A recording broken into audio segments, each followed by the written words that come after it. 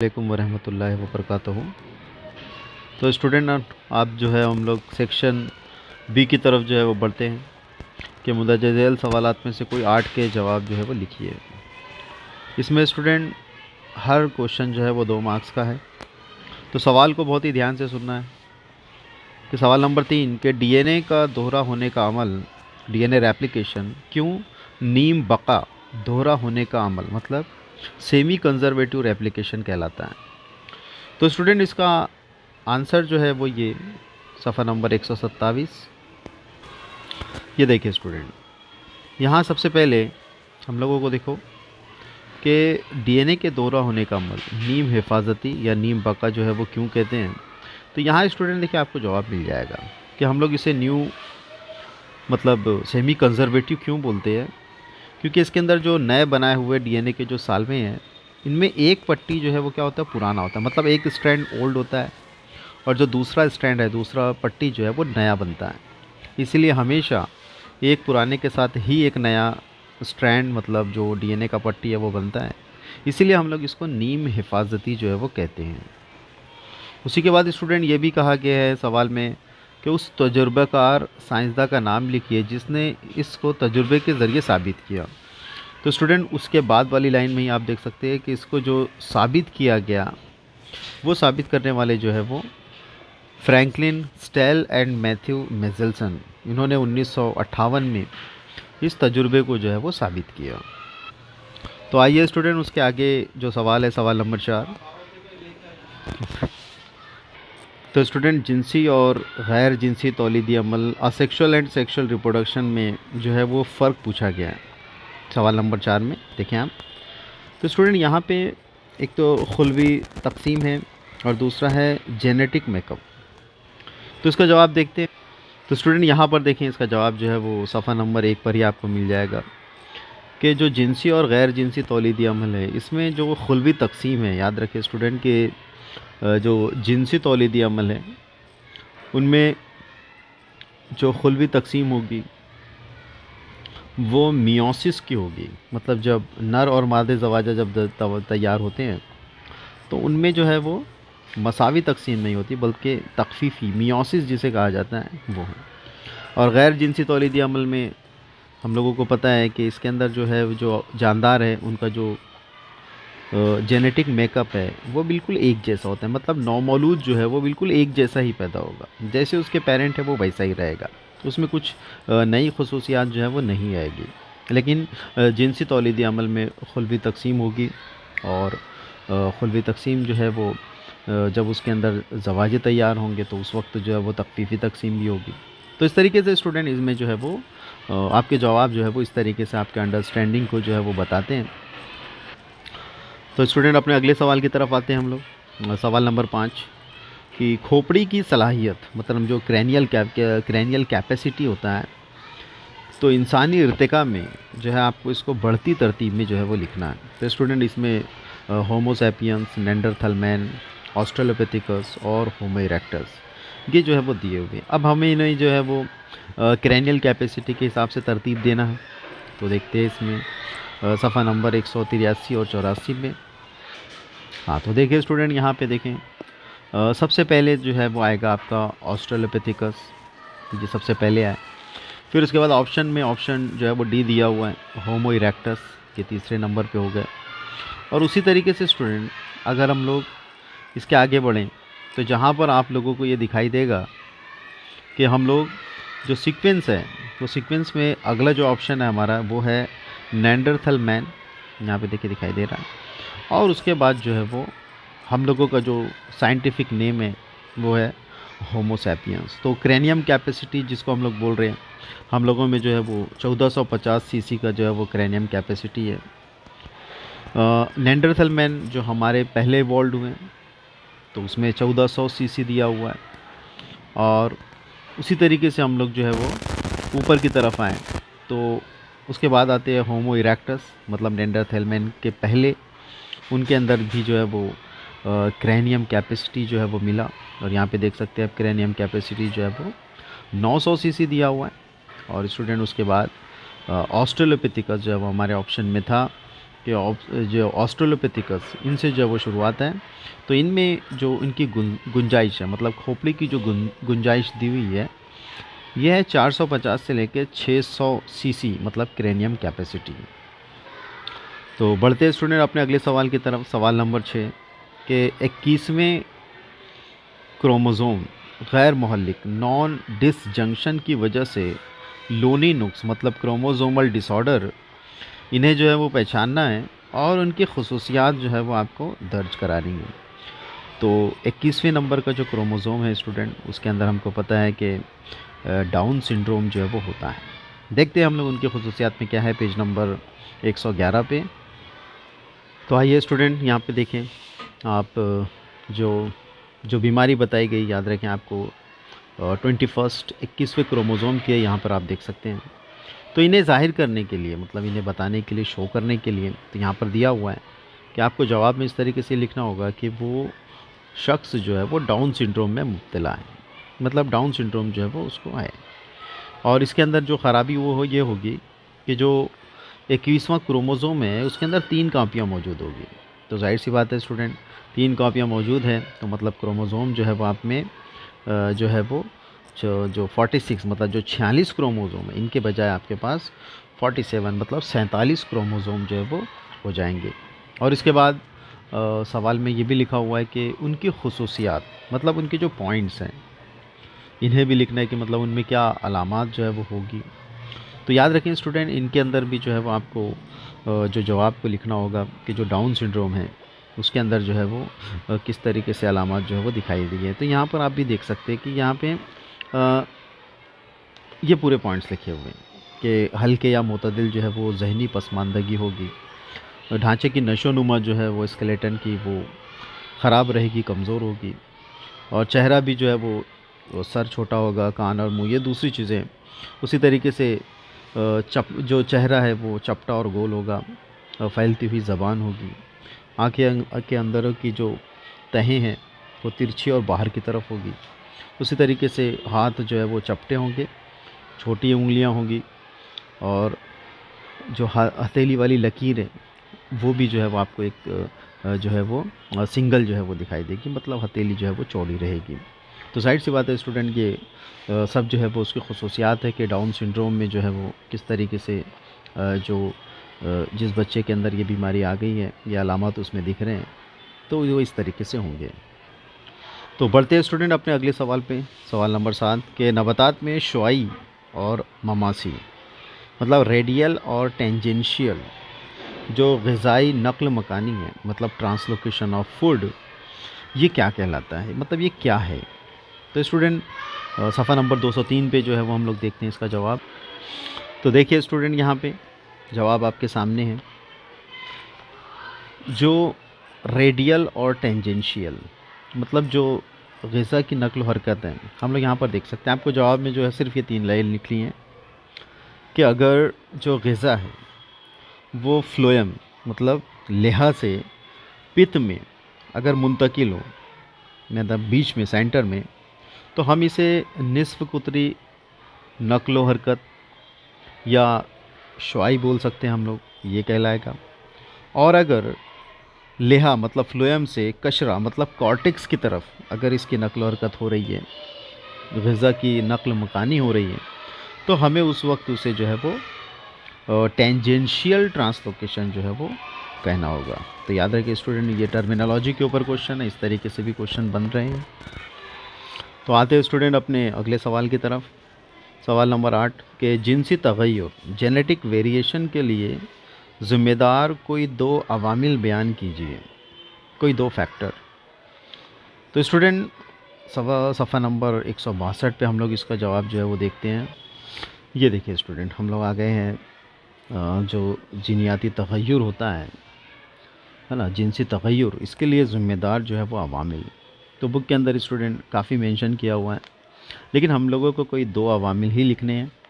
تو یہاں پر آپ دیکھ سکتے کہ جو جینیاتی تغیر ہے یہ جن عوامل کی وجہ سے ہوتا ہے نا، تو ان میں دیکھیں سب سے پہلے ایک تو جو ہے وہ جین کا تغیر ہے، جین میوٹیشن ہے۔ دوسرا جینیٹک ریکمبینیشن آپ لکھ سکتے ہیں۔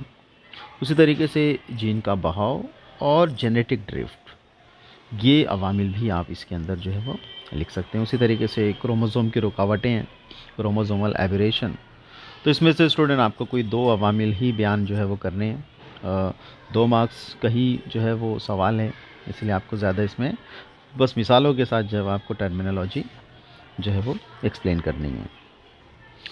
आते हैं स्टूडेंट अपने अगले सवाल की तरफ। सवाल नंबर 9 के दर्ज झेल टेबल में तनफ़ुसी निज़ाम के ताल्लुक से ए, बी, सी और डी को पहचानिए। तो यहाँ पर स्टूडेंट एक टेबल दिया हुआ है, टेबल में जो है वो मेंशन किया हुआ है कि आपको इस टेबल को जो है वो ए, बी, सी और डी, इनमें जो है वो आपको जवाब जो है वो लिखने हैं। 3 चीज़ों का जो है वो यहाँ पे बताया गया है कि जानदार कौन से होंगे, उनका मस्कन और उनके तनफ़ुसी जो उज़ू है, रेस्पिरेटरी ऑर्गन, ये कौन से होते हैं। तो देखते हैं स्टूडेंट, इसे हम लोग जो है वो सफ़ा नंबर 243 पे। देखिए स्टूडेंट, हम लोग आ चुके हैं सफ़ा नंबर 243 पे। यहाँ पे देखें आप, बिल्कुल आपको जैसा आपका सवाल है उसी के मुताबिक जो है वो यहाँ पर टेबल बना हुआ है। टेबल में बिल्कुल आपको बताया गया है कि बहुत सारे लिखे हुए, लेकिन पेपर में जो है वो कुछ ही पूछे गए, लेकिन हमको सभी पढ़ना है। हो सकता है कि अगला जो है वो कुछ इन्हीं में से बदल कर आ जाए। तो यहाँ पे स्टूडेंट देखें, सबसे पहले ज़मीनी जानदार है, ये बताया गया है, और तनफ़ुसी नली और नथने जिनमें मौजूद हैं। तो यहाँ आप देख सकते हैं कि वो जानदार जो है वो कीड़े हैं, इंसेक्ट, इनके अंदर जो है वो आपको मस्कन ज़मीनी दिखाई देगा, और सांस की नली, तनफ़ुसी निज़ाम और जो नथने हैं वो आपको मिलेंगे। उसी तरीके से स्टूडेंट उसमें जो दूसरा है कि बिच्छू जो है वो ज़मीनी है, लेकिन उसका तनफ़ुसी उज़ू जो है वो क्या है। तो स्टूडेंट अगर आप वहाँ पे देखें तो बिच्छू के बारे में जो है वो लिखा हुआ है कि बिच्छू के अंदर, है ना, यहाँ पे आप देखें, ये देखिए जो बिच्छू है उसके अंदर जो है वो, ये बिच्छू, इसके अंदर जो है वो आपको ज़मीनी के साथ साथ जो है वो बुक लंग्स जो है वो दिखाई देगी। मतलब जो वहाँ पे खाने बने हुए, जिसको बुक मतलब बुक लंग्स मतलब ऐसे किताबी खांचे जो बोलते हैं, उस तरीके से आप जो है वो लिख सकते हैं। टर्मिनोलॉजी में किताबी फेफड़े लिखे हुए, मतलब बुक लंग्स पार्टीशन में जो है वो होंगे। उसी तरीके से स्टूडेंट जो अगला जो सी है उसके अंदर जो है वो स्पंज जो है जानदार दिया हुआ है, उसका मस्कन आपको बताना है कि स्पंज जो है वो कहाँ पर जो है वो गिने जाते हैं। और उसके बाद इनके अंदर जो है वो प्लाज्मा जो है वो झिल्ली मौजूद होती हैं। तो स्टूडेंट देखें आप कि प्लाज्मा झिल्ली का मौजूद होना ये बताता है कि प्लाज्मा जो झिल्ली है उनके अंदर, है ना, तो ये कैसे होंगे, ये स्पंज जो है वो दिया हुआ है। तो ये इनकी रिहाइश आपको बताना है कि वो कहाँ रहते हैं। तो बहुत आसान है स्टूडेंट कि ये आबी मतलब एक्वेटिक है।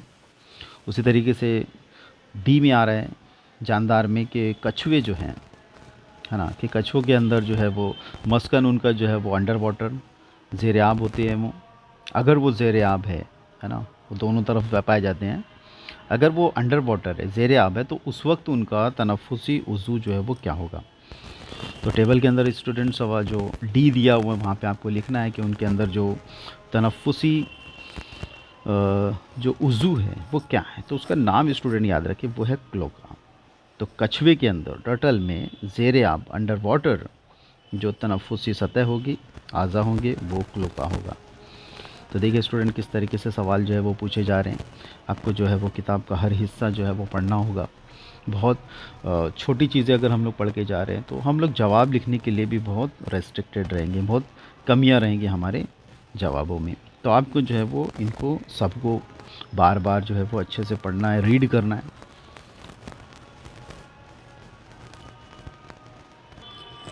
तो आते हैं स्टूडेंट अपने सवाल, नेक्स्ट जो है वो सवाल नंबर 10 के नेबेनकर्न और जोना पेल्यूसिडा के अफ़ाल लिखिए, है ना। तो हमारे पास जो है वो सवाल बिल्कुल लिखा हुआ है यहाँ पे कि ये दोनों हिस्सों के जो है वो आपको अफ़ाल जो है वो लिखने हैं। देखते हैं सफ़ा नंबर जो है वो 47, 47 और 56 पे। तो यह है स्टूडेंट आपका जवाब, जो नेबेनकर्न, इसके जो افعال ہم لوگوں کو پوچھا ہے، اس کے اندر آپ دیکھیں یہاں پہ کہ جو منوے کے اندر، منوے کی ساخت میں جو مڈل پیس ہوتا ہے نا، اس میں مڈل پیس میں اگر آپ دیکھیں تو یہاں پر آپ کو ملے گا کہ جو نیبنکن ہوتا ہے نا، مطلب اس میں جو ہے اس کے چاروں طرف جو توانیے جو جڑے ہوئے ہوتے ہیں ہے نا، جو 10 سے 14 جو ہے وہ لچھے دار موڑ والے جو ہے وہ ہوتے ہیں، اور ان کی خاصیت ہے کہ یہ منوے کی نقل و حرکت کے لیے ضروری توانائی جو ہے وہ پیدا کرتے ہیں، تاکہ منوع جو ہے وہ تیزی سے آگے کی طرف بڑھ سکیں اور باراوری کے عمل کو مکمل کریں۔ تو اسٹوڈنٹ یہ اس کا جو ہے وہ جواب ہوا۔ دوسرا جو ہے وہ زونا پیلیوسیڈا کا جو ہے وہ پوچھا ہے کہ زونا پیلیوسیڈا کا کام جو ہے وہ کیا ہے۔ تو اسٹوڈنٹ اسی لیسن کے اندر 56 میں اگر آپ دیکھتے ہیں تو دیکھیں آپ کو جواب یہاں پہ ملتا ہے، دیکھیں کہ زونا پیلیوسیڈا کا جو کام ہے کہ اس کا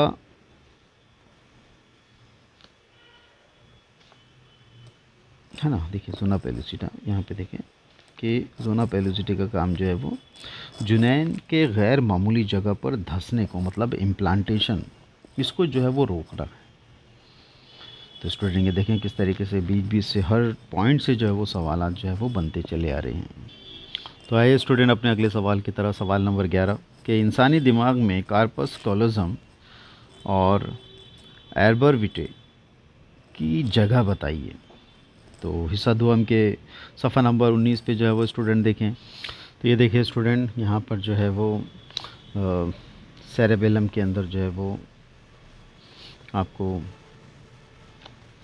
جو ایربر وٹے جو بتایا گیا تھا وہ یہاں پر جو ہے وہ موجود ہے۔ یہاں دیکھیں اس کو پوچھا گیا کہ بھئی یہ کس جگہ پر موجود ہے، تو آپ لکھیں کہ یہ جو ہے وہ آپ کے جو ہائنڈ برین ہے وہاں پر جو ہے وہ موجود ہے۔ سیریبیلم جسے ہم لوگ چھوٹا دماغ کہتے ہیں، اس کے اندر جو ہے وہ لائننگ آپ کو جو دکھائی دے رہی ہے وہ یہاں پر موجود ہے نا، اور اس کے اندر جو ہے وہ اسٹوڈنٹ سفید بھورے رنگ کے جو ہے وہ مادے جو ہے وہ اس کے اندر ہوتے ہیں، ہے نا۔ تو اس طریقے سے اسٹوڈنٹ یہاں پر دیکھیں ڈائیگرام بیس بھی کوشچن ہے کہ ایربر وٹے کا مقام کہاں ہے، تو آپ کو جو لیبلنگ جو نشاندہی دی ہوئی ہے وہ بھی آپ کو اچھے سے پڑھنی ہے۔ تو آئے اسٹوڈنٹ اپنے اگلے سوال کی طرف آتے ہیں، سوال نمبر 12۔ یہاں پر اسٹوڈنٹ جو مدافعتی نظام کے خلیات ہے اور ان کے افعال ہیں، انہیں جو ہے وہ آپ کو جوڑیاں لگا کر جو ہے وہ لکھنا ہے۔ تو یہاں پہ اسٹوڈنٹ دیکھیں جیسے کہ سائٹو ٹاکسکس جو ٹی سیلز ہیں، پلازما سیل ہے، اینٹیجن پریزنٹنگ سیل ہیں، اور آر بی سی مطلب ریڈ بلڈ سیلز ہیں، تو ان کے افعال جو ہے وہ آپ کو بتانا ہے نا۔ تو اسٹوڈنٹ یہاں پر ہم لوگوں کو جو مدافعتی نظام کے جو خلیات ہیں جو پیج نمبر آپ کو 63 اور 64 پہ آپ کو دکھائی دیں گے، تو یہاں پر آپ کو دکھے گا کہ جو سائٹوٹاکسک جو ٹی سیلز ہیں ہے نا، اس کے بعد جو ہے وہ سسپینسر سیل ہے، میموری ٹی سیل ہے، اینٹیجن پریزنٹنگ سیل ہے، تو یہاں پر ان کے جو ہے وہ ایک ایک پوائنٹ لکھے ہوئے ہیں، اور اسی کے اندر جو ہے وہ بیچ میں پوچھا ہے کہ جیسے سائٹوٹاکسک جو ٹی خلیات ہیں یہ پرفورین کا اخراج کرتے ہیں، یہ بھی آپ کو جو ہے وہ پیج پہ جو ہے وہ مل جائے گا۔ اسی طریقے سے پلازما جو سیل ہیں ان کے افعال میں بھی دیکھیں گے آپ کے اس کے اندر جو ہے وہ اینٹی باڈی کا پروڈکشن ان سے کیا جاتا ہے۔ اسی طریقے سے اینٹیجن پریزنٹنگ جو سیل ہیں ان کے بارے میں بھی اگر ہم دیکھیں تو اس کے آنسر میں ملتا ہے کہ یہ جو مددگار ٹی خلیات ہیں ان کو متحرک کرتے ہیں، اور اسی طریقے سے آر بی سی جن سے جو ہے وہ بلڈ گروپ کا جو ہے وہ پتہ لگایا جاتا ہے، یہ ان کے جو ہے وہ افعال کے اندر آئے گا۔ تو آپ صفحہ نمبر 63 اور 64 پہ دیکھیں تو آپ کو ہر لائن میں اس کے آنسر جو ہے وہ ملتے چلے جائیں گے۔ تو آتے ہیں اسٹوڈنٹ اپنے اگلے سوال کی طرف، سوال نمبر 13 کہ ٹرانسجنک پودے، جین یافتہ پودے تجارتی طور پر استحصال کی مصنوعات، مطلب جو پروڈکٹ ان سے بنائے جا رہے ہیں، ان کی کوئی 2 مثالیں دیجیے۔ تو بایو ٹیکنالوجی کے لیسن سے یہ جو ہے وہ کوشچن لیا گیا ہے، پیج نمبر 155 پہ ہم دیکھتے ہیں۔ یہ دیکھیں اسٹوڈنٹ یہاں پہ جو ہے وہ بالکل آپ کو مل جائے گا جواب کہ بہت ساری مصنوعات جنہیں تجارتی طور پہ جو ہے وہ استعمال کیا جاتا ہے۔ تو ان میں اسٹوڈنٹ دیکھیں جو طاقتور چپکنے والے پروٹین میں جو ہے وہ سپر گلو آتا ہے، اسی طریقے سے جو ہے وہ جین یافتہ پودے کے اندر جو ہے وہ ملیریا کے خلاف جو دوائی تیار کی جا رہی ہے وہ، اور اسی طریقے سے جینیاتی طور پر انجینئر جو اوپیم پاپی کا جو پلانٹ ہے इन्हें ज़्यादा ताकतवर दर्द की दवा तैयार करने के लिए जो है वो इस्तेमाल जो है वो किया जा रहा है। तो इस तरीके से स्टूडेंट आपको कोई 2 मिसालें लिखनी हैं, आप इन्हें जो है वो पढ़ के जाएँ। तो अगर सवाल 3 नंबर के लिए आ जाएगा तो आपको जो है वो इसके ज़्यादा आंसर करने होंगे, या आप अगर कुछ पॉइंट्स भूल भी जाते हैं और वो छोटे क्वेश्चन में आते हैं तो आप वहाँ पर आसानी से इसे डील कर सकते हैं। तो ये आपके लिए फ़ायदेमंद है। तो आते हैं स्टूडेंट इसी जो सेक्शन है, सेक्शन बी, उसका आखिरी सवाल, सवाल नंबर 14, कि टाइफाइड का मर्ज़ लाहक करने वाले फ़ाइल, मतलब जो कॉजेटिव एजेंट हैं, उनका नाम लिखना है। उसके बाद इनकी कोई 2 अलामतें, सिम्टम्स और उनका मुंतकली का ज़रिया, ये आपको बताना है। मतलब इसके अंदर आपको छोटे छोटे पॉइंट्स में जो है वो अपने जवाब को जो है वो मुकम्मल करना है। देखिए स्टूडेंट, यहाँ पे आपको जवाब मिल जाएगा कि जो टाइफाइड है, देखें सवाल जो है वो काफ़ी बार पूछा गया है और मश्की सवालात में से भी है। तो टाइफाइड का जो पॉजिटिव एजेंट है, मतलब जो इसकी वजह से बीमारी होती है, वो है सल्मोनेला टाइफाई, है ना, ये है सल्मोनेला टाइफाई। उसके बाद स्टूडेंट इसकी सिम्टम्स, इसके अलामात जो है वो पूछा गया है। तो इसमें आपको लिखना है स्टूडेंट, देखिए नीचे लिखा हुआ है कि बुखार जो है वो 104 फेराडे, मतली, थकावट, सिर दर्द, पेट में दर्द, कब्ज़, गुलाबी रंग के धब्बे, भूख ना लगना, ज़बान पर सफ़ेदी का आ जाना, ये सब अलामतें जो है वो इसकी यहाँ पर जो है वो दी हुई है। उसी तरीके से अगला सवाल जो है वो उसके मुंतकली के ज़राए जो है ये क्या होंगे। तो स्टूडेंट ये भी कॉमन है कि जो है वो ये ग़िज़ा और पानी से पैदा होने वाली बीमारी है। जो मक्खी और कॉकरोच जैसे कीड़े फुजलात में पाए जाते हैं, इनका मुंतकली का सबब जो है वो बनते हैं। और बचने तरीका जो है वो हिफ़्ज़ान सेहत में कमी, साफ़ सफाई में कमी है, तो उसकी ख़राब सूरत हाल जो है वो आपको बदलनी है और हम लोग इससे जो है वो इस बीमारी से जो है वो बच सकते हैं। और इसका स्टूडेंट इसके पहले एक सवाल ये भी आया था कि इसकी तस्दीक जो है वो किस जांच से हो सकती है, तो वो भी याद रखें। तो वो तस्दीक जो है वो उसकी वाइडल टेस्ट से जो है वो की जाती है। तो इस तरीके से स्टूडेंट यहाँ पर देखें आप लोग जो हम लोगों का जो जो टॉपिक है ना, जो सेक्शन है, सेक्शन सी, तो यहाँ पर जो है वो आपका जो है वो अब शुरू होगा। सेक्शन बी जो है वो यहाँ पर ख़त्म हो चुका। तो हम लोग आगे जो है वो कंटिन्यू करते हैं। जब तक के लिए अल्लाह हाफिज़।